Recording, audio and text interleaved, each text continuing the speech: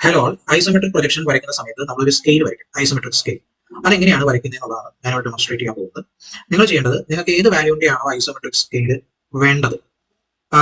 നമുക്കറിയാം, ഇപ്പോൾ for example 50 ആണ് അതിന്റെ ഒറിജിനൽ ഡയമെൻഷൻ ഉണ്ടെങ്കിൽ അതിന്റെ ഐസോമെട്രിക് സ്കെയിൽ വാല്യൂ എന്ന് പറയുന്നത് 50 × 0.816 ചെയ്താൽ കിട്ടും.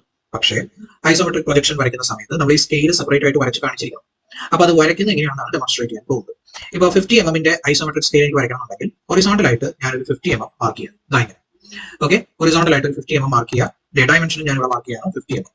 അതിനുശേഷം നിങ്ങൾ നിങ്ങളുടെ പ്രൊട്രാക്ടർ എടുക്കുക. പ്രൊട്രാക്ടർ എടുത്തിട്ട് ലെഫ്റ്റ് എൻഡിൽ നിന്ന് ഒരു 15 ലൈൻ വരയ്ക്കുക.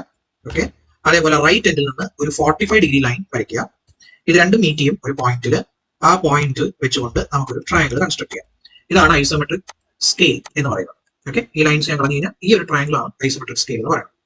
അപ്പോ നമുക്ക് 50 നമ്മൾ ഐസോമെട്രിക് പ്രൊജക്ഷനിൽ വരയ്ക്കുമ്പോൾ ഈ സ്കെയിലിൽ ഇട്ട് കൺവേർട്ട് ആക്കിയതിന് ശേഷമാണ് നമ്മൾ ആ ഡയമെൻഷൻ ഉപയോഗിച്ചാണ് വരയ്ക്കുക.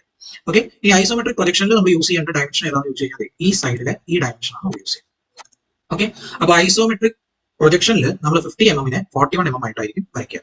ഇനിയിപ്പോ അതേ ഡയഗ്രത്തിൽ ഒരു 30 വരുന്നുണ്ടെന്ന് വിചാരിച്ചു. ആ 30 ഞാൻ എത്രയായിട്ടാണ് വരയ്ക്കേണ്ടത് ഐസോമെട്രിക് പ്രൊജക്ഷനിൽ എന്ന് ചോദിച്ചു കഴിഞ്ഞാൽ ഒരു സിമ്പിൾ മെത്തേഡ് എന്ന് പറയുന്നത് ഇത്രയേ ഉള്ളൂ. ഈ സ്കെയിലിൽ തന്നെ 30 മാർക്ക് ചെയ്യുക.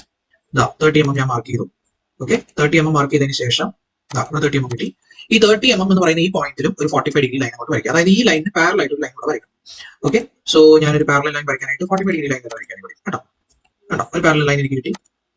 അത് ജോയിൻ ചെയ്യുക, അതിവിടെ ടച്ച് ചെയ്യും.